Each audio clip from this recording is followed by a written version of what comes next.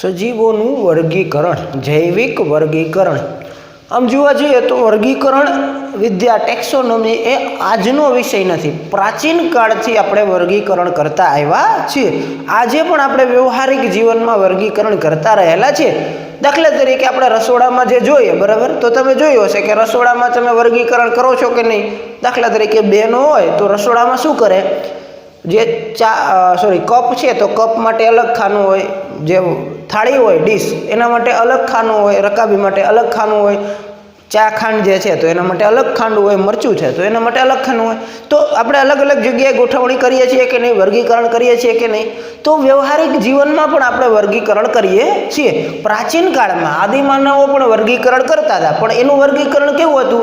જરૂરિયાતને આધીન હતું. એટલે કે એને ખોરાકની જરૂરિયાત હતી એટલે એ શું વર્ગીકરણ કરતા હતા?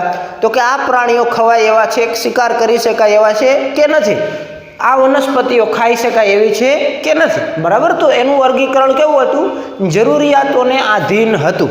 પણ ધીમે ધીમે જેમ જેમ માનવમાં જે છે વિકાસ થતો ગયો, એમ એમ વર્ગીકરણની વૈજ્ઞાનિક પદ્ધતિઓનો વિકાસ થતો ગયો. પ્રાચીન સમયમાં આપણા દેશમાં પણ ઘણું બધું જૂનું વર્ગીકરણ જોવા મળે છે. દાખલા તરીકે આપણે ચર્ચા કરતા હતા કે ભાઈ આપણા દેશમાં સુશ્રુત સંહિતા અને ચરક સંહિતા જેવા આદિ ગ્રંથોમાં, હજારો વર્ષ પહેલાં લખાયેલા ગ્રંથોમાં વનસ્પતિઓનું અલગ અલગ રીતે ઔષધિ તરીકે ઉપયોગિતાના અનુસાર વર્ગીકરણ કરાયેલું છે. પણ પાશ્ચાત્ય દેશોની વાત કરીએ, ગ્રીક દેશની વાત કરીએ તો સૌપ્રથમ વર્ગીકરણની શરૂઆત કરી હતી એરિસ્ટોટલે, બરાબર. વ્યવસ્થિત વૈજ્ઞાનિક પદ્ધતિથી જે છે એ વર્ગીકરણ કરવાની શરૂઆત જે છે એ એરિસ્ટોટલે કરી હતી, બરાબર. એરિસ્ટોટલે વર્ગીકરણ કર્યું, પણ કેવું? તો કે એણે બાહ્ય વિદ્યાકીય લક્ષણોને ધ્યાનમાં રાખી અને સજીવોનું વર્ગીકરણ કર્યું હતું. એણે વનસ્પતિઓ, એરિસ્ટોટલે શું કર્યું? તો કે વનસ્પતિઓનું વર્ગીકરણ 3 ભાગમાં કર્યું: છોડ, ક્ષુપ અને વૃક્ષ અથવા તો વનસ્પતિ, બરાબર. આ 3 ભાગમાં એને જે છે એ વનસ્પતિઓનું વર્ગીકરણ કર્યું. છોડ એટલે કે જે એકદમ નાના નાના કદના છે, ઘાસ જેવા વનસ્પતિ, બરાબર. તો ઘાસ જેવી વનસ્પતિ જે છે એને છોડ ગ્રુપમાં મૂકી. ક્ષુપ એટલે થોડીક મધ્યમ કદની વનસ્પતિઓ, બરાબર, જે મોટા છોડ જે છે એ થાય એવા, એ બધાને જે છે એ ક્ષુપમાં ગોઠવા. અને લીમડો છે, પીપળો છે, બરાબર, ગુલમહોર છે, આ બધા જેના વૃક્ષો થાય, ઊંચા વૃક્ષો થાય, એને વૃક્ષ વર્ગમાં જે છે એ વર્ગીકૃત કર્યા. તો આ રીતે એણે શું કર્યું? એરિસ્ટોટલે બાહ્ય વિદ્યાકીય લક્ષણોને ધ્યાનમાં રાખી અને વનસ્પતિઓનું 3 ભાગમાં જે છે એ વર્ગીકરણ કર્યું: છોડ, ક્ષુપ અને વૃક્ષ. એવી જ રીતે એણે પ્રાણીઓનું પણ એ જ રીતે વર્ગીકરણ કર્યું: લાલ રુધિર ધરાવતા અને લાલ રુધિર વગરના, બરાબર. એણે પ્રાણીઓને 2 ભાગમાં જે છે એ વહેંચી દીધા. એક પ્રાણીઓ એવા કે જે લાલ રુધિર ધરાવે છે, જેનામાં લાલ રંગનું રુધિર વહે છે, એને જે છે એ એક ભાગમાં મૂક્યા બધા જ પ્રાણીઓને લાલ રુધિરયુક્ત. અને જેમાં લાલ રંગનું રુધિર નથી એવા અન્ય પ્રાણીઓને જે છે એને બીજા ગ્રુપમાં મૂક્યા. તો આ રીતે એણે બાહ્ય વિદ્યાકીય લક્ષણોના આધારે, બાહ્ય દેખાતા લક્ષણોના આધારે વનસ્પતિ અને પ્રાણીઓનું વર્ગીકરણ કર્યું. કોણે કર્યું? એરિસ્ટોટલે કર્યું. ત્યાર પછી જે છે એ લિનિયસ આવ્યા, એમણે પણ વર્ગીકરણ કર્યું. એણે સજીવોનું 2 ભાગમાં વર્ગીકરણ કર્યું. એને કહેવામાં આવે છે દ્વિસૃષ્ટિ વર્ગીકરણ પદ્ધતિ. દ્વિસૃષ્ટિ એટલે કઈ કઈ સૃષ્ટિ? તો કે વનસ્પતિ સૃષ્ટિ અને પ્રાણી સૃષ્ટિ. કેરોલસ લિનિયસે સજીવોનું 2 ભાગમાં વર્ગીકરણ કર્યું: વનસ્પતિ સૃષ્ટિ અને પ્રાણી સૃષ્ટિ. એટલે એની જે વર્ગીકરણની પદ્ધતિ છે એને દ્વિસૃષ્ટિ વર્ગીકરણ પદ્ધતિ કહેવામાં આવે છે, જેમાં 2 સૃષ્ટિ છે: વનસ્પતિ સૃષ્ટિ અને પ્રાણી સૃષ્ટિ. એને કીધું કે બધાય સજીવોને આ 2 સૃષ્ટિમાં વર્ગીકૃત કરી શકાય છે. એને શું ધ્યાનમાં લીધું? તો કે કોષ દિવાલ ધ્યાનમાં લીધી. જેમાં કોષ દિવાલ હોય એ બધી જ સજીવોને એણે શેમાં લીધા? વનસ્પતિ સૃષ્ટિમાં લીધા. અને જેમાં કોષ દિવાલ ન હોય એવા બધા સજીવોને એણે શેમાં લીધા? પ્રાણી સૃષ્ટિમાં લીધા, બરાબર. શું કર્યું એણે? એક જ લક્ષણ ધ્યાનમાં લીધું: જેમાં કોષ દિવાલ હોય એ બધા સજીવોને વનસ્પતિ સૃષ્ટિમાં લીધા, અને જેમાં કોષ દિવાલ ન હોય એ બધા સજીવોને પ્રાણી સૃષ્ટિમાં લીધા. પણ એની જે વર્ગીકરણ પદ્ધતિ હતી એમાં એક કોષીય અને બહુકોષીય આવા સ્પષ્ટ ભાગ પાડેલા હતા ને એવી કોઈ અલગ જે છે આવતી નહીં ને એક કોષીય બધા ભેગા આવતા, બહુકોષીય એ જ વર્ગમાં આવતા, બરાબર. બીજું એને કોષ રચના પણ જે છે એ ધ્યાનમાં ન લીધી, બરાબર. કોષ રચના આપણે જે છે એ જોયું હતું કે ભાઈ આદિકોષ કેન્દ્રીય અને સુકોષ કેન્દ્રીય બે પ્રકારના કોષો હોય. આપણે આગળના યુનિટમાં અભ્યાસ કર્યો કે ભાઈ કેટલાક સજીવો આદિકોષ કેન્દ્રીય હોય અને કેટલાક સુકોષ કેન્દ્રીય હોય. બેમાં ઘણો તફાવત જોવા મળે છે. તો એ પણ એણે જે છે એ ધ્યાનમાં લીધું હતું નહીં, બરાબર. એટલે કે એને વનસ્પતિ વર્ગમાં, વનસ્પતિ સૃષ્ટિમાં આદિકોષ કેન્દ્રીય પણ આવતા હતા અને સુકોષ કેન્દ્રીય પણ આવતા હતા. તો એ પણ ત્યાં જે છે એ થોડીક જે છે એ સમસ્યા સર્જાતી હતી. પછી એણે કોઈ પોષણનો પ્રકાર ધ્યાનમાં ન લીધો કે સજીવો કેવા પ્રકારે પોષણ મેળવે છે, એની પણ બાબત એણે જે છે એ ધ્યાનમાં લીધી નહીં. તો કહેવાનો મતલબ કે જે દ્વિસૃષ્ટિ વર્ગીકરણ પદ્ધતિ હાલ સુધી, હમણાં સુધી જે છે એ પ્રચલિત હતી, પણ એમાં કેટલીક ખામીઓ હતી. એટલે કે એમાં એક કોષીય અને બહુકોષીય વચ્ચેનો ભેદ અલગ રીતે પાડવામાં આવેલ ન હતો. એમાં આદિકોષ કેન્દ્રીય અને સુકોષ કેન્દ્રીય વચ્ચેનો ભેદ પણ અલગ પાડવામાં આવેલો નહોતો. એમાં પોષણનો પ્રકાર સ્વયંપોષી છે કે વિષમપોષી છે એને પણ જે છે એ ધ્યાનમાં લેવામાં આવેલ હતું નહીં. તો આવા ઘણા બધા પોઈન્ટ્સ એવા હતા કે જે કેરોલસ લિનિયસની દ્વિસૃષ્ટિ વર્ગીકરણ પદ્ધતિમાં આવરી લેવામાં આવ્યા હતા નહીં. એટલા માટે કોઈ એવી આધુનિક પદ્ધતિની શોધની જરૂરિયાત થઈ વર્ગીકરણની કે જેમાં આ બધી જ બાબતોનો સમાવેશ થઈ જતો હોય. તો આવી બધી જ બાબતોનો સમાવેશ થઈ શકે એવી R.H. વ્હિટેકર નામના વૈજ્ઞાનિકે જે છે એક નવી પદ્ધતિ શોધી અને એ પદ્ધતિનું નામ છે 5 સૃષ્ટિ વર્ગીકરણ પદ્ધતિ, બરાબર. R.H. કોને શોધી? R.H. વ્હિટેકર નામના વૈજ્ઞાનિકે આ બધા જ લક્ષણોને ધ્યાનમાં રાખી અને 5 સૃષ્ટિ વર્ગીકરણ પદ્ધતિની જે છે એ શોધ કરી, જેમાં એણે આદિકોષ કેન્દ્રીય, સુકોષ કેન્દ્રીયને પણ ધ્યાનમાં લીધા. પછી કોષીય, એક કોષીય છે કે બહુકોષીય છે એ બાબતોને પણ ધ્યાનમાં લીધી. પોષણનો પ્રકાર પણ ધ્યાનમાં લીધો, પ્રજનનની પદ્ધતિ પણ ધ્યાનમાં લીધી, બાહ્ય આકાર પણ ધ્યાનમાં લીધો અને દેહધાર્મિક વિદ્યાને પણ ધ્યાનમાં લીધી. તો આ બધી જ બાબતોને જે છે એ સાથે લઈ અને R.H. વ્હિટેકરે 5 સૃષ્ટિ વર્ગીકરણ પદ્ધતિની રજૂઆત કરી. એણે કીધું કે બધા જ સજીવો છે સૃષ્ટિ ઉપર, જેટલા પણ સજીવો છે એ બધા જ સજીવોને 5 સૃષ્ટિમાં વહેંચવામાં આવે છે. કઈ કઈ છે 5 સૃષ્ટિ? તો કે મોનેરા સૃષ્ટિ, પ્રોટિસ્ટા સૃષ્ટિ, ફૂગ સૃષ્ટિ, વનસ્પતિ સૃષ્ટિ અને પ્રાણી સૃષ્ટિ. આ 5 સૃષ્ટિમાં જે છે એને વર્ગીકરણ કર્યું. મોનેરા, પ્રોટિસ્ટા,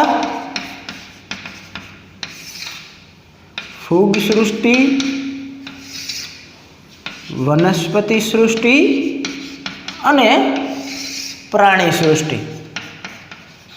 આ 5 સૃષ્ટિમાં જે છે એ બધા જ સજીવોને, પૃથ્વી ઉપર જેટલા પણ સજીવો છે એ બધા જ સજીવોને આ 5 સૃષ્ટિ ઉપર જે છે એ આ 5 સૃષ્ટિમાં ગોઠવી શકાય છે.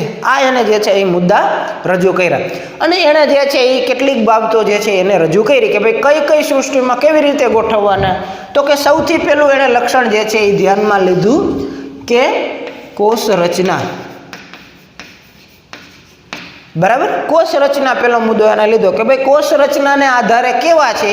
તો કે આપણે જે જોયું હતું કે ભાઈ કોષ રચનાને આધારે સજીવો બે પ્રકારના હોય, કાં તો આદિકોષ કેન્દ્રીય હોય અથવા તો સુકોષ કેન્દ્રીય હોય. તો વ્હિટેકરે શું કર્યું? જેટલા પણ આદિકોષ કેન્દ્રીય સજીવો હતા, દાખલા તરીકે આપણે આગળના પાઠમાં અભ્યાસ કર્યો તો બેક્ટેરિયા જે છે, બરાબર, અથવા તો પીપીએલો છે, માઇકોપ્લાઝ્મા છે, આ બધા નીલહરિત લીલ છે, આ બધા કેવા છે? આદિકોષ કેન્દ્રીય સજીવો છે, બરાબર. આગળના યુનિટમાં આપણે યાદ કરી લઈએ. આ બધા જ સજીવો જેટલા પણ આદિકોષ કેન્દ્રીય હતા એ બધાને શેમાં સમાવેશિત કર્યા? એણે મોનેરા સૃષ્ટિની અંદર સમાવેશિત કર્યા, બરાબર. તો પહેલું જ આપણે લઈ લઈએ કે ભાઈ આદિકોષ કેન્દ્રીય સજીવો જેટલા પણ છે, પછી એ નીલહરિત લીલ હોય, પીપીએલો હોય, બેક્ટેરિયા હોય કે માઇકોપ્લાઝ્મા હોય કે અન્ય કોઈ પણ હોય, એ બધા એને શેમાં સમાવેશિત કરવાના છે? મોનેરા સૃષ્ટિમાં સમાવેશિત કરવાના છે. બાકી બધી સૃષ્ટિમાં કેવા સજીવો આવશે? સુકોષ કેન્દ્રીય સજીવો આવશે, બરાબર.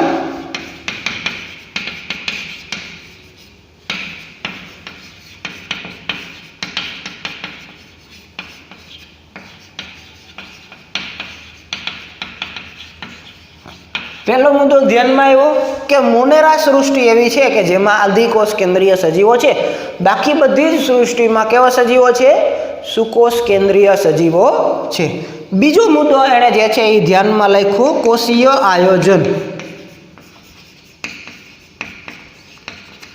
કોષીય રચના, કોષીય ગોઠવણી, કે ભાઈ કોષીય ગોઠવણીના આધારે સજીવો જે છે એ એક કોષીય હોય છે અથવા તો બહુકોષીય હોય છે. બરાબર. તો મોનેરા સૃષ્ટિમાં કેવા સજીવો આવે છે? તો કે મોનેરા સૃષ્ટિમાં બધા જ સજીવો સામાન્ય રીતે કેવા છે? એક કોષીય છે. પ્રોટિસ્ટા સૃષ્ટિના સજીવો કેવા છે? તો કે એ પણ કેવા છે? એક કોષીય છે. ફૂગ સૃષ્ટિમાં તો કે બહુકોષીય છે. બરાબર.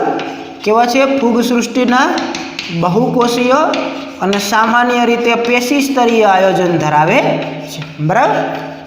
પેશી સ્તરીય આયોજન આપણે આગળના પાઠમાં જે છે ડિટેલમાં અભ્યાસ કરશું કે કોષીય આયોજનની દ્રષ્ટિએ સ્ટેપ હોય. ખાલી જો કોષો જ ભેગા મળી અને રચના કરતા હોય તો એને કોષીય આયોજન કહેવાય. પછી કોષીઓ ભેગી મળી અને પેશી બનાવતી હોય તો એને પેશી સ્તરીય આયોજન કહેવાય. જેમાં પેશીઓ ભેગી મળી અને અંગોની રચના કરે એને અંગ સ્તરીય આયોજન કહેવાય. અંગો ભેગા મળી અને અંગતંતુઓની રચના કરે તો અંગતંત્રીય આયોજન કહેવાય. બરાબર. તો ફૂગની અંદર સામાન્ય રીતે કોષો ભેગા મળી અને પેશીની રચના કરે છે એટલે કે પેશી સ્તરીય આયોજન જોવા મળે છે. વનસ્પતિ સૃષ્ટિ પણ બહુકોષીય છે, એમાં પેશી સ્તરીય અને અંગ સ્તરીય આયોજન જોવા મળે છે. પ્રાણી સૃષ્ટિ પણ સામાન્ય રીતે બહુકોષીય છે, જેમાં પેશી સ્તરીય, અંગ સ્તરીય અને અંગતંત્ર સ્તરીય આયોજન જે છે એ જોવા મળે છે. બરાબર. તો આ રીતે કોષ રચનાના આયોજનની દ્રષ્ટિએ જે છે એ સજીવો અલગ અલગ પ્રકારના જે છે એ જોવા મળે છે. બરાબર. સજીવોનું જે છે એ કોષીય આયોજન મોનેરા અને પ્રોટિસ્ટા સૃષ્ટિ કેવું આયોજન ધરાવે છે? એક કોષીય આયોજન ધરાવે છે. ફૂગ છે એ બહુકોષીય આયોજન ધરાવે છે. વનસ્પતિ પેશી સ્તરીય અને અંગ સ્તરીય અને પ્રાણી પેશી સ્તરીય, અંગ સ્તરીય અથવા તો અંગતંત્ર સ્તરીય આયોજન ધરાવે છે. ત્યાર પછી વાત લઈએ આપણે કોષ દિવાલની રચના કેવી છે એના આધારે પણ જે છે એ 5 સૃષ્ટિ અલગ પડે છે. દાખલા તરીકે મોનેરા સૃષ્ટિ જે છે એ કોષ દિવાલ ધરાવે છે પણ સેલ્યુલોઝ વગરની. બરાબર. આપણે આગળના પાઠમાં અભ્યાસ કર્યો કે ભાઈ કોષ દિવાલમાં મુખ્યત્વે મુખ્ય ઘટક તરીકે સેલ્યુલોઝ હોય પણ મોનેરા સૃષ્ટિમાં જે છે એ સેલ્યુલોઝ હોતો નથી. પોલિસેકેરાઇડ અને અન્ય ઘટકોની બનેલી કોષ દિવાલ હોય છે. એટલે કે મોનેરા સૃષ્ટિમાં કોષ દિવાલ છે પણ કેવી છે? સેલ્યુલોઝ વગરની જોવા મળે છે. પ્રોટિસ્ટા સૃષ્ટિમાં કેટલાક પ્રોટિસ્ટા એવા છે જેમાં કોષ દિવાલ હાજર છે અને કેટલાક પ્રોટિસ્ટા એવા છે કે જેમાં કોષ દિવાલ ગેરહાજર છે. બરાબર. આપણે આગળ એનો વિસ્તૃત અભ્યાસ કરશું કયા પ્રોટિસ્ટામાં હાજર છે, ક્યાંમાં ગેરહાજર છે, એ બધી જે છે ડિટેલ ચર્ચા આપણે અભ્યાસ કરવાની. અત્યારે ખાલી એટલું યાદ રાખીએ કોષ દિવાલ મોનેરા સૃષ્ટિમાં હાજર છે પણ સેલ્યુલોઝ વગરની છે. પ્રોટિસ્ટા સૃષ્ટિમાં કેટલાકમાં હાજર છે, કેટલાકમાં ગેરહાજર છે. ફૂગ સૃષ્ટિની વાત કરીએ તો કોષ દિવાલ હાજર છે પણ શેની બનેલી છે? તો કે ફંગસ સેલ્યુલોઝની બનેલી છે, જેને આપણે કાઇટિન તરીકે પણ ઓળખાવીએ છીએ. આપણે આગળના પાઠમાં અભ્યાસ કર્યો હતો. બરાબર. ફૂગની અંદર જે છે એ કોષ દિવાલ છે પણ શેની બનેલી છે? કાઇટિનની બનેલી કોષ દિવાલ છે અથવા તો ફંગસ સેલ્યુલોઝની બનેલી કોષ દિવાલ છે. એટલે કે સેલ્યુલોઝ નથી પણ અન્ય દ્રવ્ય કાઇટિન જેને ફંગસ સેલ્યુલોઝ કહેવાય એની છે. વનસ્પતિ સૃષ્ટિમાં આપણને ખબર છે, આપણે ભણી ગયા છીએ, સેલ્યુલોઝની બનેલી કોષ દિવાલ જોવા મળે છે. અને પ્રાણી સૃષ્ટિમાં કોષ દિવાલ હોય છે કે નથી હોતી? કોષ દિવાલ ગેરહાજર જોવા મળે છે. બરાબર. કોષ દિવાલની હાજરી નથી. બરાબર. કોષ દિવાલ પ્રાણી સૃષ્ટિમાં જોવા મળતી નથી. તો આ રીતે જે છે એ કોષ દિવાલના આધારે પણ જે છે એ 5 સૃષ્ટિને આપણે જે છે એ વર્ગીકૃત કરી શકીએ છીએ. ત્યાર પછી જે છે એ આપણે પોષણનો પ્રકાર પણ જે છે એ જોઈ શકીએ. તો મોનેરા સૃષ્ટિ જે છે, બરાબર, મોનેરા સૃષ્ટિ પોષણની દ્રષ્ટિએ કેવી છે? તો કે બંને પ્રકારની છે. સ્વયંપોષી પણ છે કેટલાક અને કેટલાક વિષમપોષી પણ છે. બરાબર. સ્વયંપોષી એટલે કે જે પોતાનો ખોરાક જાતે તૈયાર કરતા હોય એવા સજીવોને સ્વયંપોષી કહેવાય. મોનેરા સૃષ્ટિમાં સ્વયંપોષી છે અને વિષમપોષી પણ છે. મોનેરામાં બંને પ્રકારના સ્વયંપોષી છે, એટલે કે રસાયણ સંશ્લેષી પણ છે અને પ્રકાશ સંશ્લેષી પણ છે. આગળ વિસ્તૃત અભ્યાસ કરશું, બરાબર. અત્યારે ખાલી એટલું યાદ રાખીએ, બંને પ્રકારના સ્વયંપોષી જોવા મળે છે. વિષમપોષીમાં બે પ્રકારના છે, પરોપજીવી પણ છે અને મૃતોપજીવી પણ છે. જીવંત પ્રાણીઓ ઉપર જો વસવાટ કરતા હોય તો એને પરોપજીવી કહેવાય, અને મૃતદેહો ઉપર વસવાટ કરતા હોય, ખોરાક મેળવતા હોય તો એને મૃતોપજીવી કહેવાય. તો બંને પ્રકારના સજીવો મોનેરા સૃષ્ટિમાં જે છે એ જોવા મળે છે, બરાબર. પ્રોટિસ્ટામાં પણ સેમ છે. કેટલાક સ્વયંપોષી પ્રોટિસ્ટા છે અને કેટલાક જે છે એ વિષમપોષી પ્રોટિસ્ટા પણ જોવા મળે છે, બરાબર. એમાંય બે છે, વિષમપોષીમાં મૃતોપજીવી પણ છે અને પરોપજીવી પ્રોટિસ્ટા પણ છે. ફૂગ સૃષ્ટિ સામાન્ય રીતે કેવી છે? વિષમપોષી છે, બરાબર. ફૂગ સૃષ્ટિના સજીવો પોતાનો ખોરાક જાતે બનાવતા નથી. અન્ય સજીવો ઉપર એટલે કે પરોપજીવી અને મૃતોપજીવી મૃતદેહો ઉપર પણ કેટલાક ફૂગ વસવાટ કરતા હોય છે. વનસ્પતિ સૃષ્ટિ સામાન્ય રીતે કેવી છે? સ્વયંપોષી છે, પોતાનો ખોરાક જાતે બનાવવાનું કામ કરે છે. અને પ્રાણી સૃષ્ટિ જે છે એ કેવી છે? સામાન્ય રીતે વિષમપોષી છે. પછી એમાં પ્રાણી સંપોષણ એટલે કે હોલોઝોઇક, જે ખોરાકને ખાઈને જે છે એ મેળવે છે એ, અને પરોપજીવી પણ જે છે એ પ્રકાર જોવા મળે છે. તો પોષણની દ્રષ્ટિએ પાંચેય સૃષ્ટિમાં જે છે એ થોડુંક વૈવિધ્ય જે છે એ જોવા મળે છે.